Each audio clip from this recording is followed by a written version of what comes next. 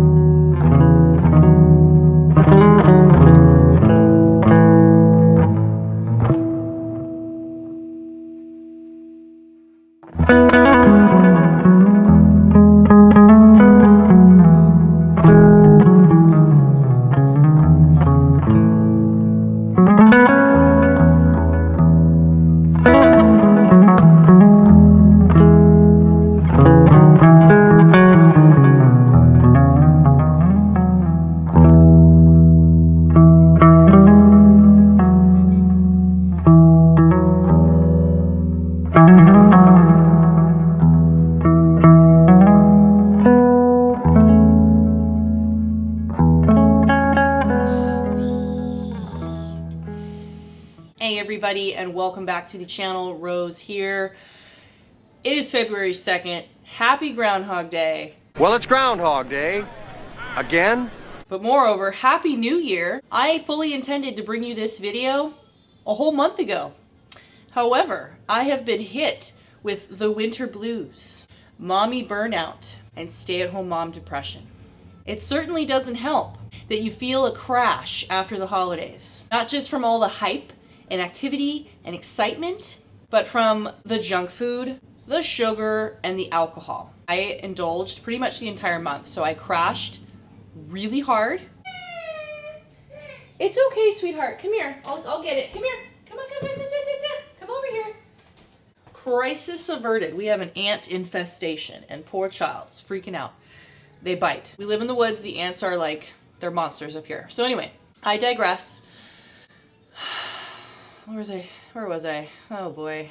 That's the thing. It's been really tough lately trying to form a cohesive thought process. I'm still recovering from sickness. I've been sick a couple weeks. So all these things have accumulated.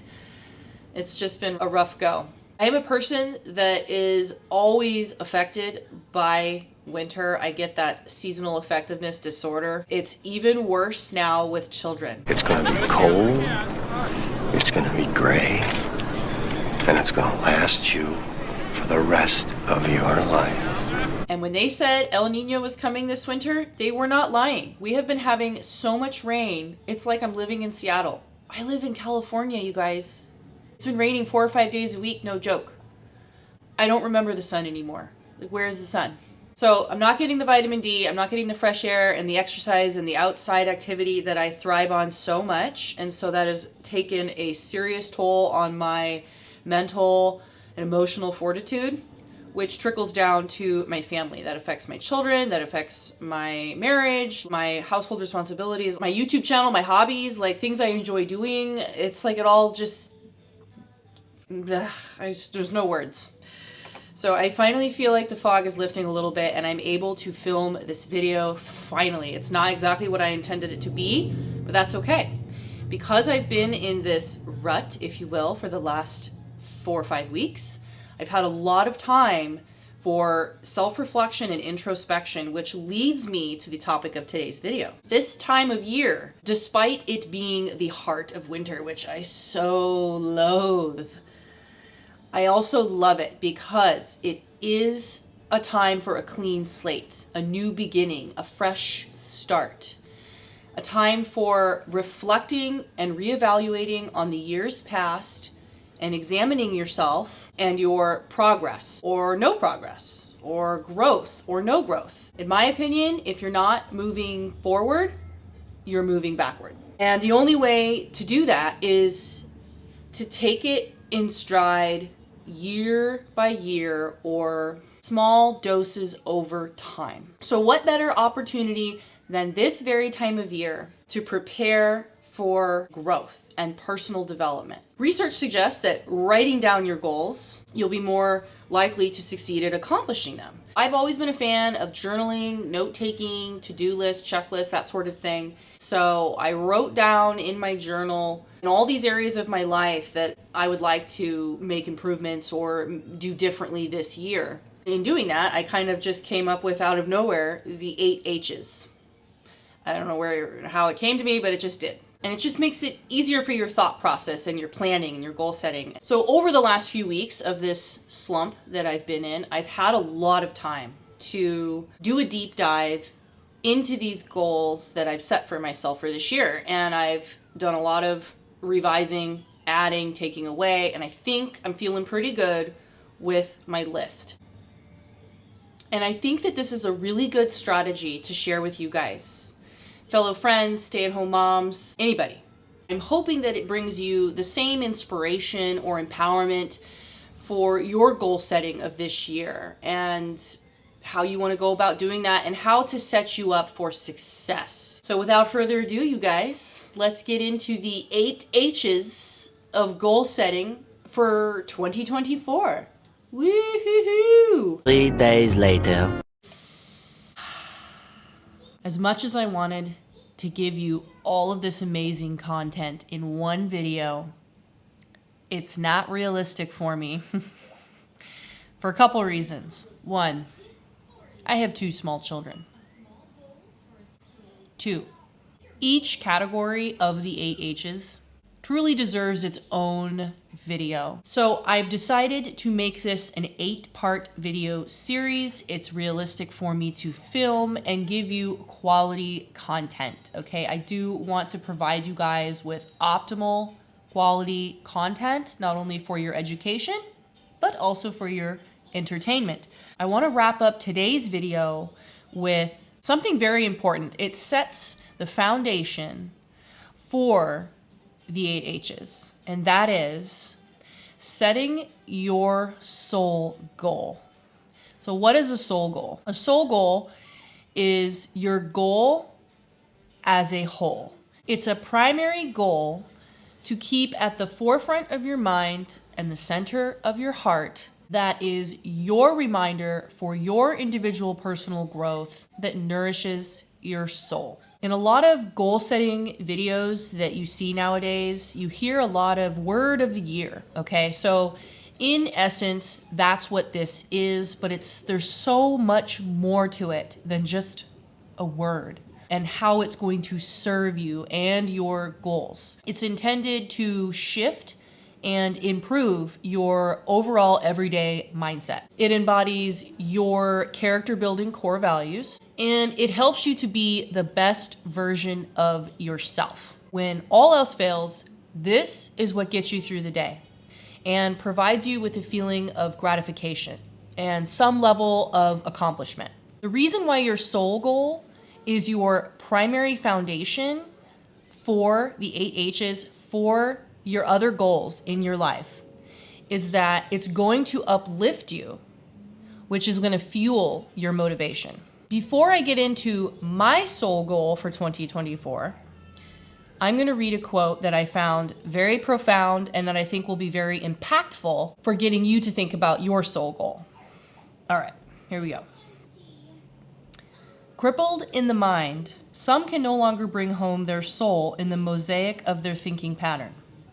By changing the logic model of our mindset, becoming an apprentice of new matters, and turning our emotional approach upside down, we can bring dormant energy to life and restore mental balance.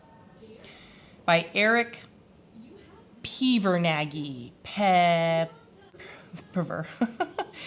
I'm just going to go with Pevernaghy because it sounds awesome. When I was looking up quotes related to my soul goal, there was a lot out there, okay, but this one really stood out to me. because he mentions your soul, thinking pattern, mindset, emotions, energy, and balance. And I feel like all of those things should be considered when thinking about your soul goal. All right, you guys, let me tell you about my soul goal. And I gave this a lot of thought. I actually had three to choose from, and I really had to narrow it down to just one, because I don't want to overwhelm myself and I just need to be realistic, okay? We just need to be realistic here. I always use the KISS principle, keep it simple, stupid. That works. My soul goal is to be present. As cliche as that sounds, being present is so incredibly powerful when you really think about it. And it's so easy to get caught up in the stress and the worries and the anxiety of everyday life, especially as a stay-at-home mom. Now that I'm in the thick of it, I really see how hard it really is. It's the hardest thing I've had to do in my entire life. So taking pause and focusing on being present in the moment is truly profound and huge for mental health. And let me tell you why. Fact. Focusing on the present will make you 66% happier immediately off the bat. That sounds promising. It helps you to regulate your thought process, improve your emotional intelligence, and curb abrupt mood swings. I'm just so quick to anger sometimes, or so quick to frustration, that I just lose sight of the here and now.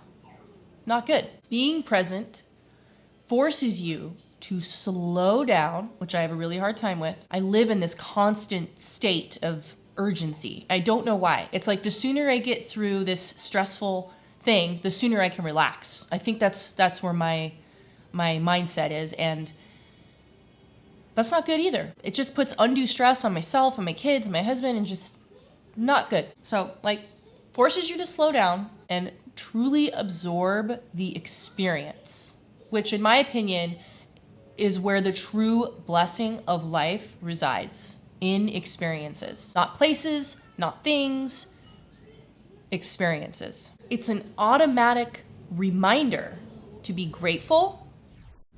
It's also worth noting here that being present makes you more self-aware, which gives you a stronger capacity not only to apologize, but to forgive, both of which are incredibly humbling abilities. All right, let's continue. And to deeply appreciate the little things in life, which in my opinion are truly worth living for and what matter the most. Focusing on the present is stress reducing because it prevents you from dwelling about the past or worrying about the future.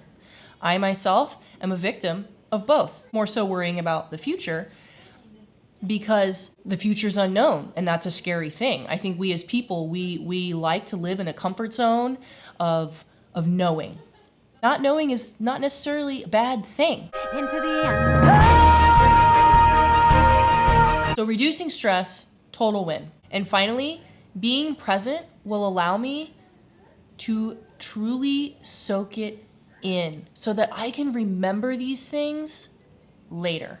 Okay, because at the end of your life, if you don't have dementia, knock on wood, what do we have left? We have our memories of our life and our existence and what we've been through and how we've lived. It's not things that we remember, it's moments that we remember. It's experiences that we take with us and remember for the rest of our lives. It's experiences that are impactful on our soul and our heart and our mind and our spirit. That brings me all back to the soul goal, right?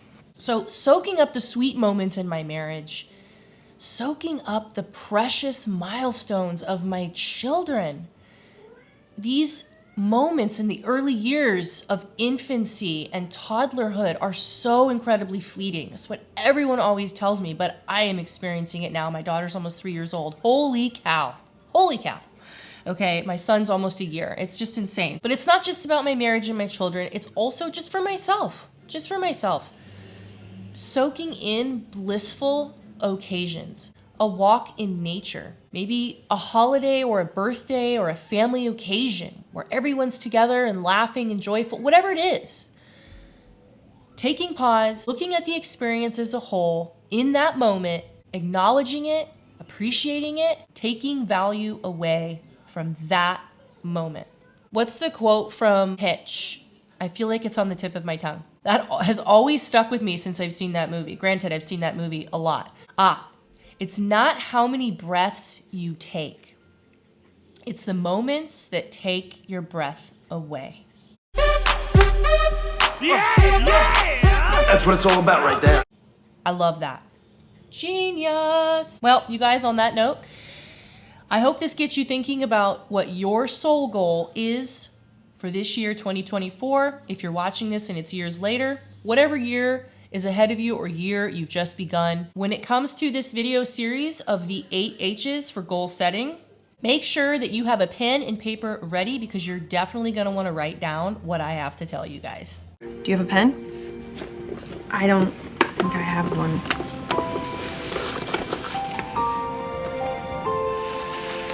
Yes, I do.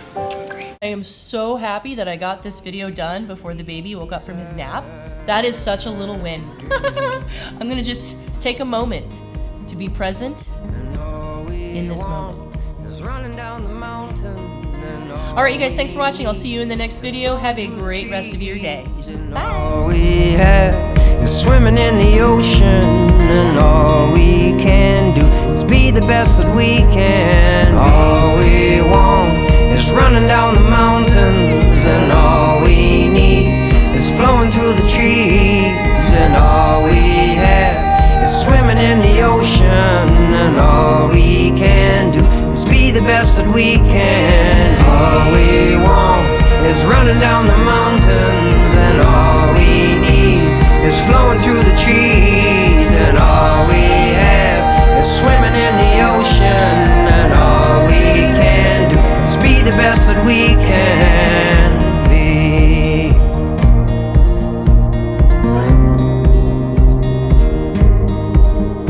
And I hope to meet you at the gates, see that light shining on your face.